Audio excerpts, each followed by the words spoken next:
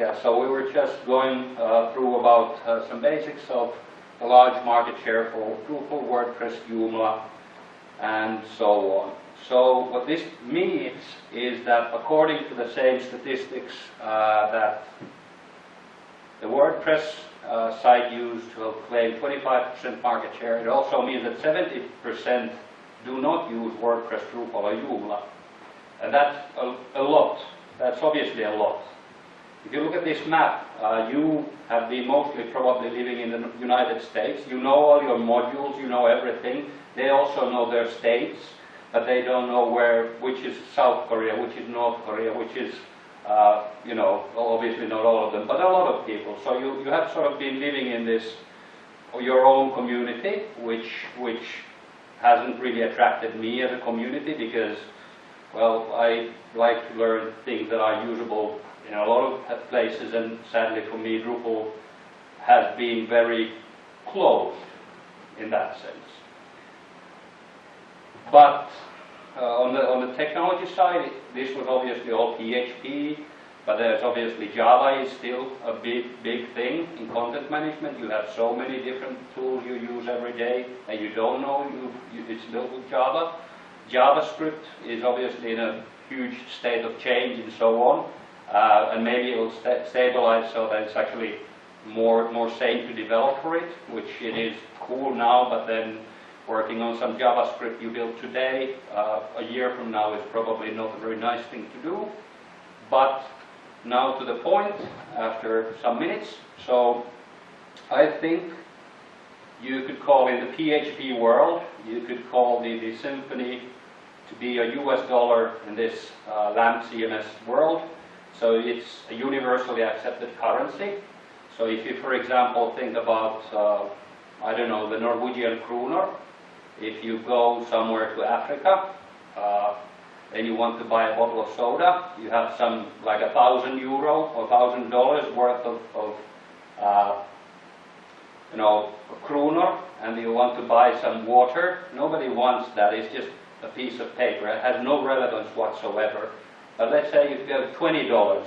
Then I'm sure, I mean, you can buy a bottle of water for $20 because it's, you know, it's dollars. It's not some random currency that nobody uses except in a small area of the country.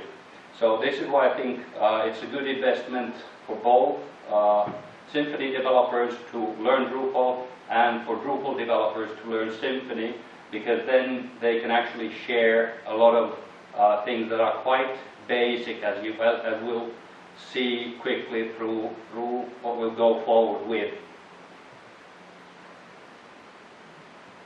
So many of these CMSs have now started offloading these kind of low-level things to tried components.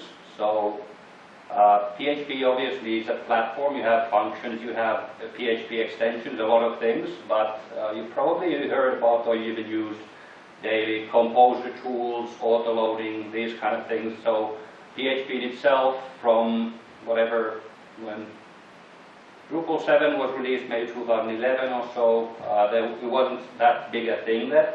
Well, actually that Composer was launched in 2011. But anyway, it's been much more easier to share code in PHP across different programs and applications now.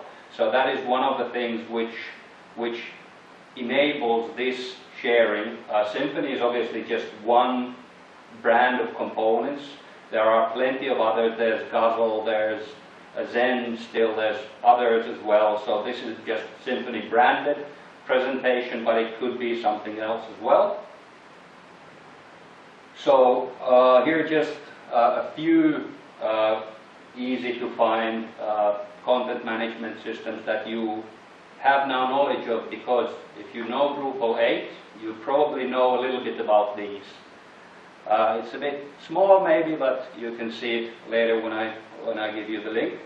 Both CMS is one sort of kind of like WordPress site or style tool.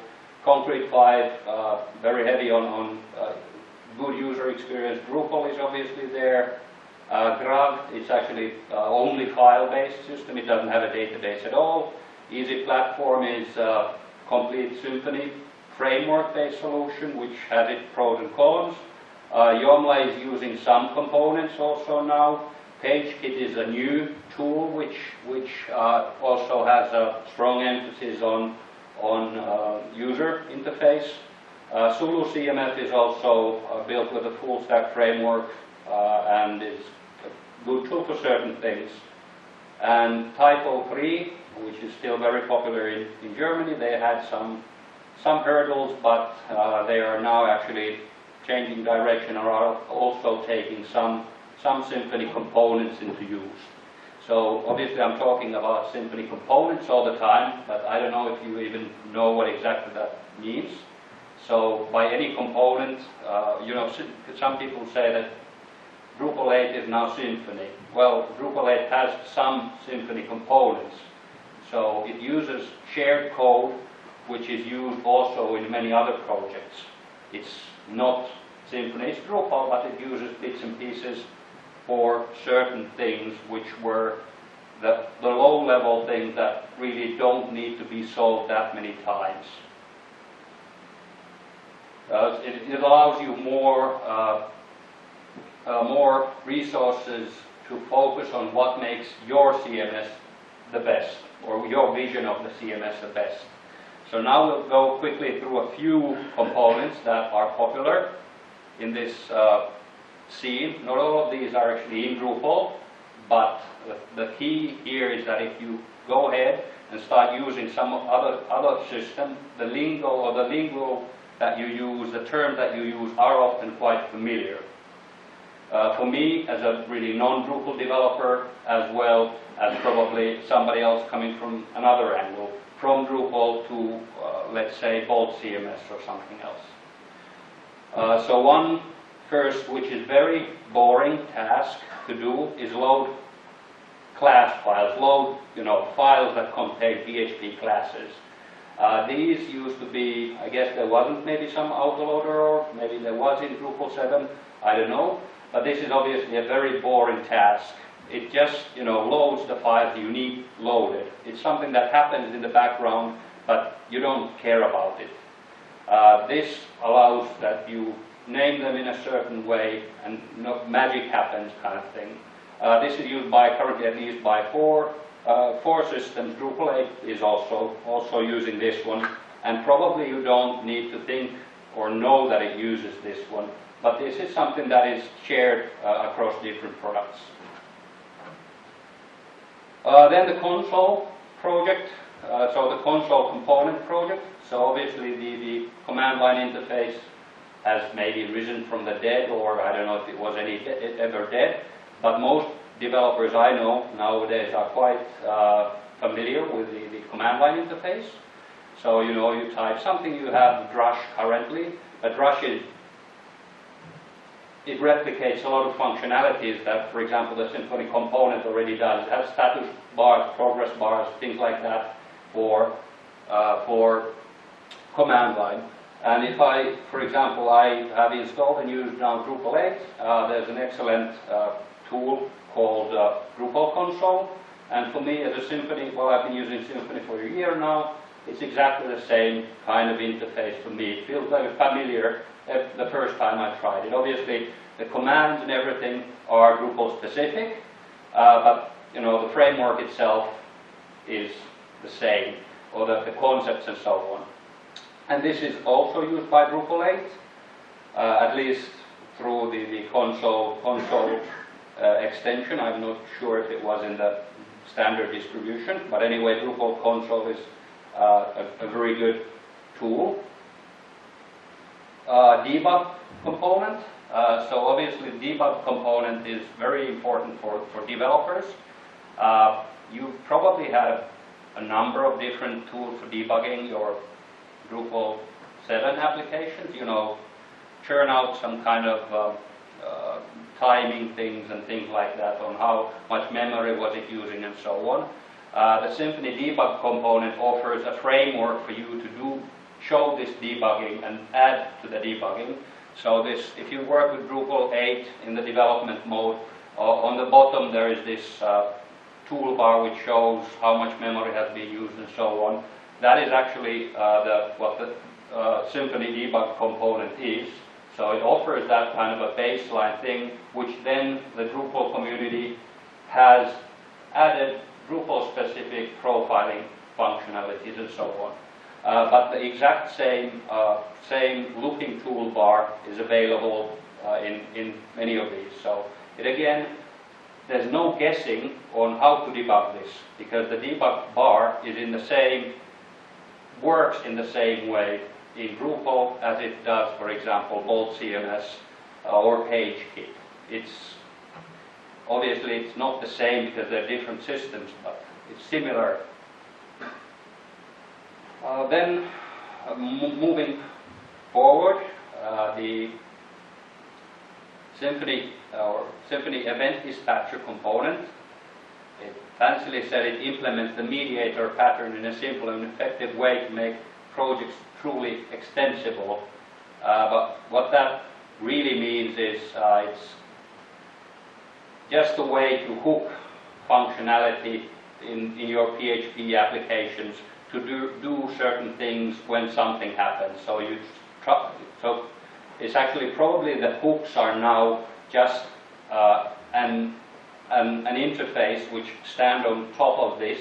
It's just a mechanism for internal way for the application to make calls that, okay, things were published now, so now I can do something else. So this is, again, you don't really need to know about it, it's just there. And Drupal 7 had a completely own, some kind of implementation of this kind of hook system, which was old. And hooks still exist, yes, but it's probably sort of a mix between event dispatcher and then the old hook system, or the hook system is there at least to keep things familiar for Drupal developers, yes.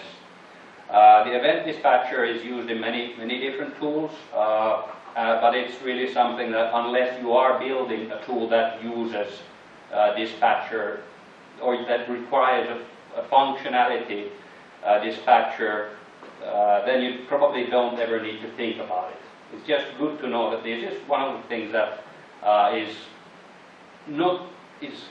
done, if you think about it, it's done 5 times less the same job for PHP because everybody just decided this is a good way of handling this. You could have Drupal way or many other ways, but they are essentially all the same things. The form component, so it provides tools for creating, processing, and reusing HTML forms. So it has all kind of validations, so on, that nobody loves forms. Forms are quite boring and tedious to handle, but you can set dependencies between two objects or 2 form fields and so on. This is currently, to my understanding, it's not in Drupal 8. So in Drupal 8 you still have the Drupal form system, your hooks and whatever. So this is something that is not directly in Drupal 8. But if you use, for example, Bolt, Easy Platform or Zulu, then you can apply the same formats, and by formats, when you go back, you can see then this is actually an example. Well, this one didn't have any one of those, but let me just fix this back.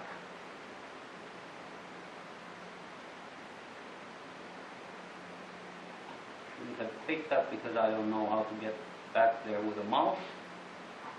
But anyway, so point being that forms, very boring task to do. They need to be reliable and tested, and now you have them shared in many cases. But Drupal has its own.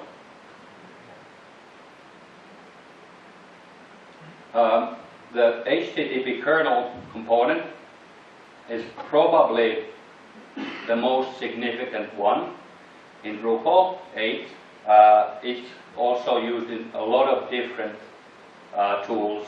I'm just talking about content management tools, but it's also used in Laravel framework and a lot of other places. And the HTTP kernel only handles requests and outgoing responses in HTTP terms. So when you get something in PHP you traditionally use the super global capital get things. You can use that in the future, but please don't use it, because the component that you have here allows that you simply return a response, which you can easily set headers to and so on, before you send raw PHP header things and so on.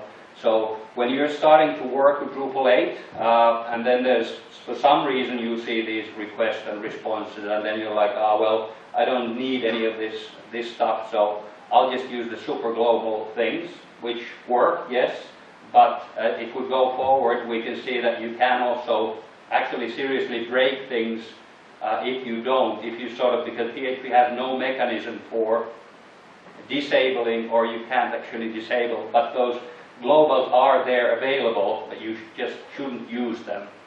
And this is again, for more in-depth information, you just go ahead and read it through.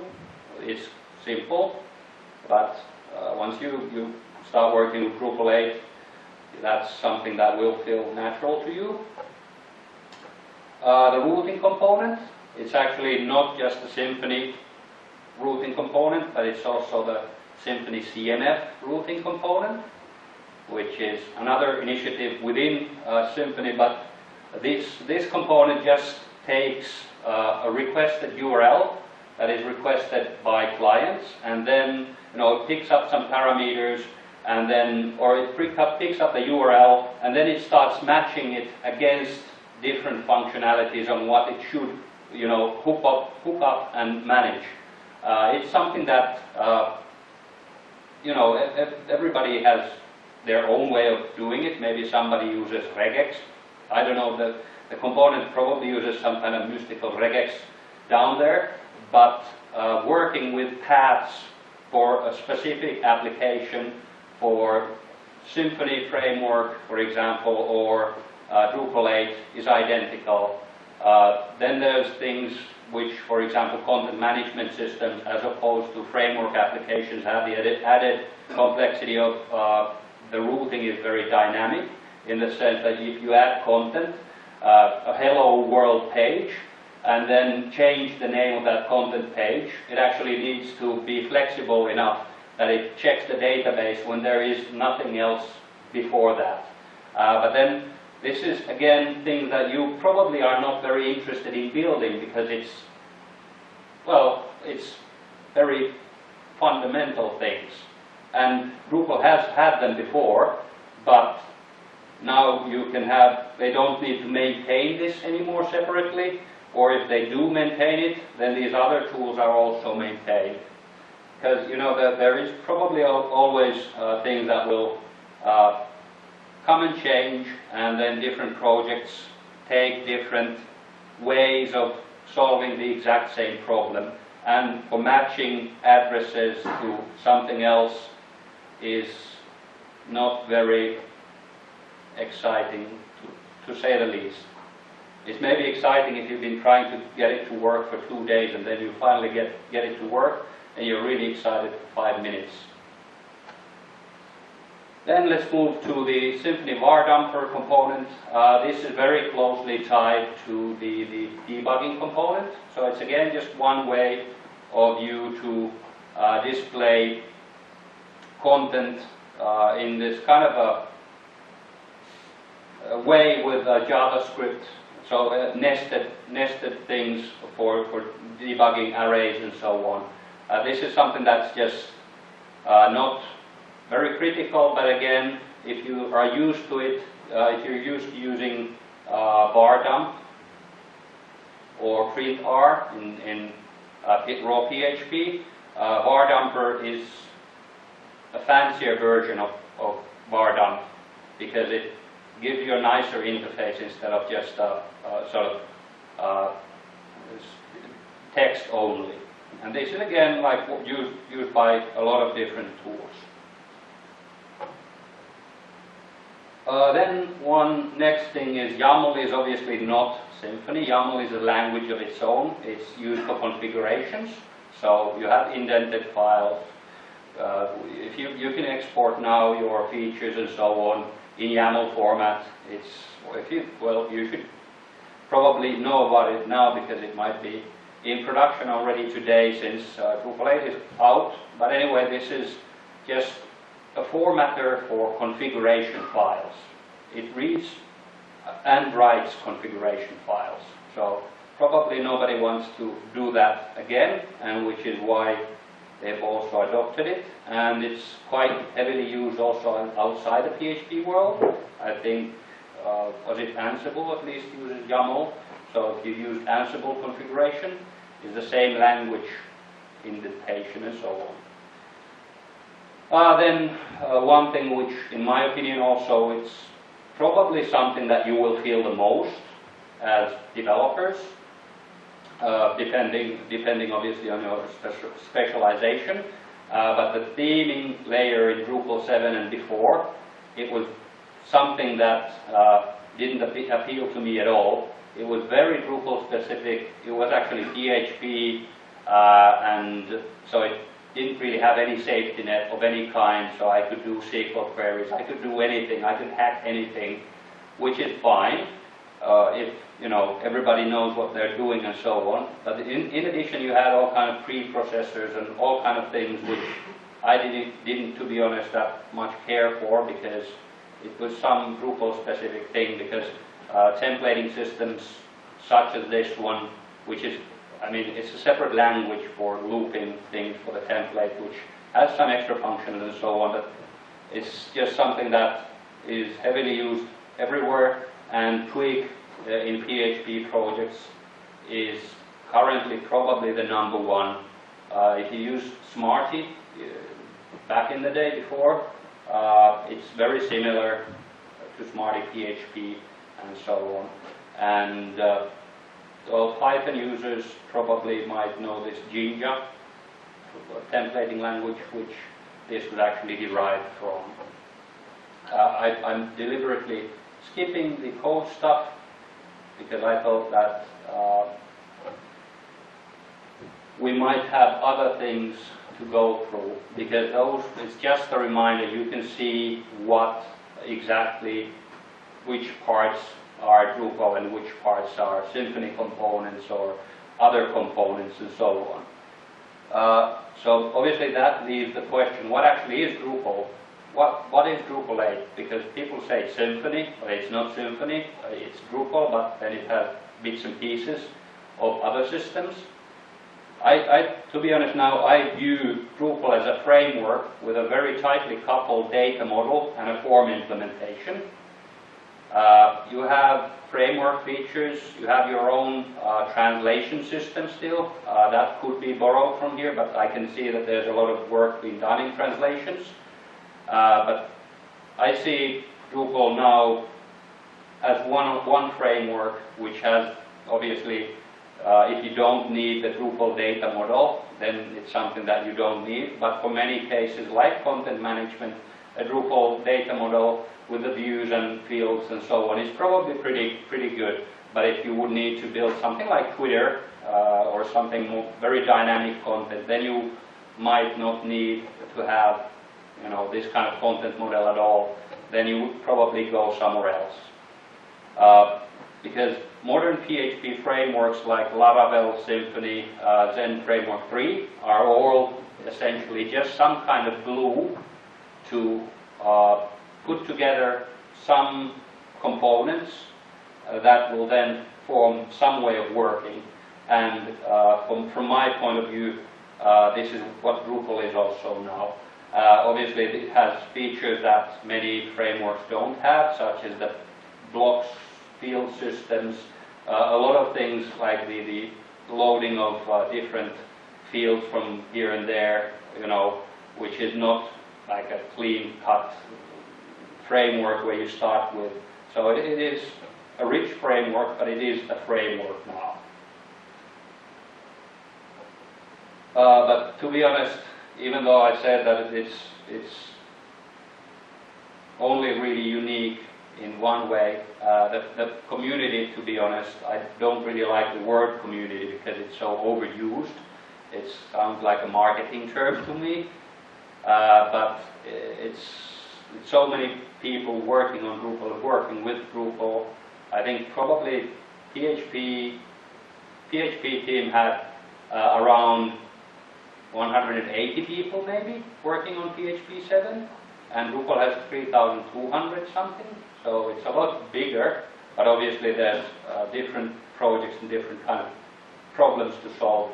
But anyway, it's still a really, really big thing to do, to build and to maintain, which it makes sense to try to use the shared components. So 5 out of 5 community with mentoring, that's really, really impressive in this community, that you have sprints again, I guess, tomorrow. You have people actually helping people get started, which is quite unique in my view, because I haven't worked with other tools that would have that. So keep up the good work around Drupal, but I wish that when you start creating something, just think about that it doesn't need to only serve Drupal, because you can and you should build components that can be used elsewhere as well.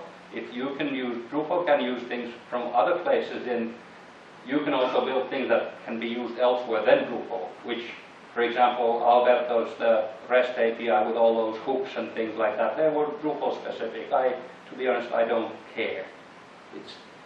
It's not for me.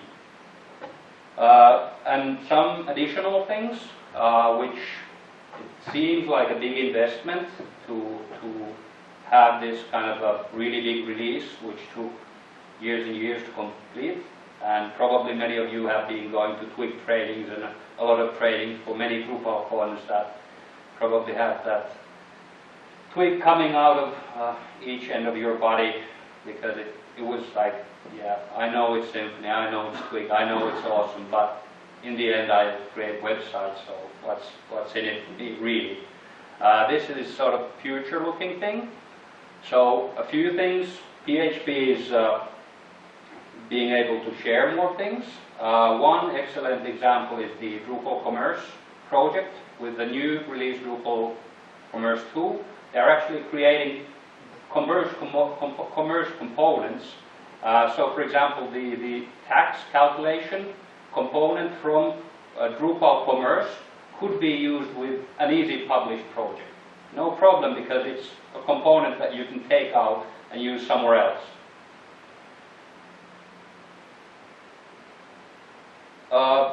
PSR 7, if you don't know about it, it's really interesting. It bases heavily on the what I told about the HTTP kernel, that you receive messages, send messages. It essentially means that you can pass out these kind of cables from one PHP application to another, and the only thing they actually share is the HTTP calls. But this obviously falls down if you use superglobals, because then it just doesn't work. Then one thing which is still, if you know how PHP works, if it was a chainsaw and I would be cutting trees, it's very safe to work with. The lumberjack pulls up and turns on the saw. He saws one tree and then he shuts down and walks to the next tree, which is very safe, so it always shuts down completely, as the saw would.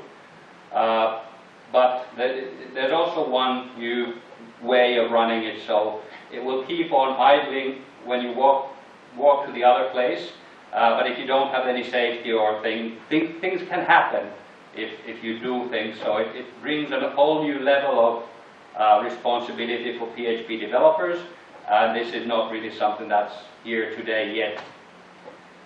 So then one thing is also the sharing resources with Puli. Puli is a new project for PHP. It allows you to share all kinds of images across all kinds of PHP projects. It creates this virtual file system that you can reference. It can work with Drupal or without, or just your one file PHP application. I'm not going to go through all the details, but it's just one interesting example. So another thing which I thought of, that why would you actually, want to, use code and so on. I mean, Drupal 7 was okay. But to be honest, I don't think Drupal 7 could have kept it up.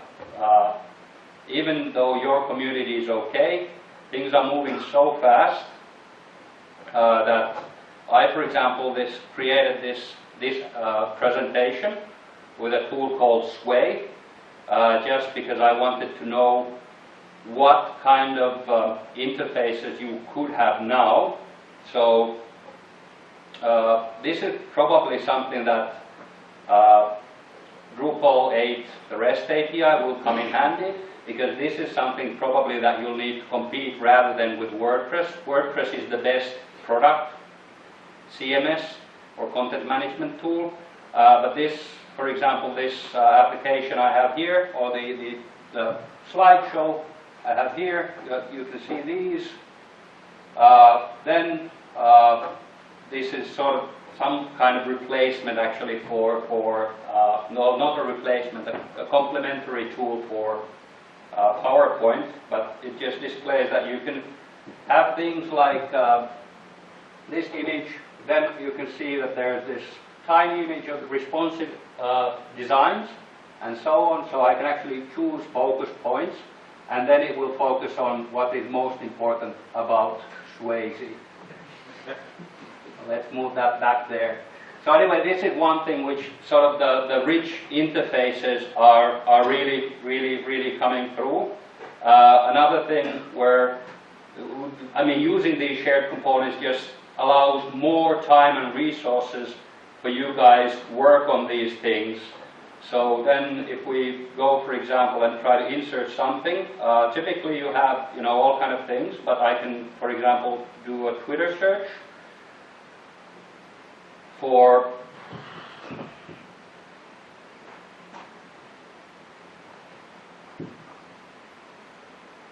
let's see if it works, or is it that demo effect? No, there's something like that. So that's actually next to some video or something. Let's put this one. Yeah, there's some video, so let's put this one here, and then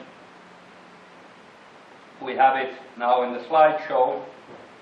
I remember there was a joke at some point that somebody wanted to build a PowerPoint with Drupal. I think that was kind of funny. But now I think it's kind of sad, because you can actually do these kind of things. And obviously because this takes care of a lot of things that people will then expect Drupal to also do. That then you can have this, and then what else could you have? Designs. Anyway, you can do just so many things, and this whole back-end boring things enables developers to have more time for things like this. Because one example is that this is currently a slideshow, but I'll just switch the display from a slideshow to this kind of page type thing. And then if you think about this lean that people are always talking about, well, lean is don't create waste. So I don't actually have to create any kind of blog post or anything. I'll just, okay, this is now okay to read. So the point not being that Symfony enables these kind of things, but it frees developer time for competing with products that will essentially at some point be what people want to use. So you can actually here see, let's still have a few moments, so try to focus on Swayze. Cards is there.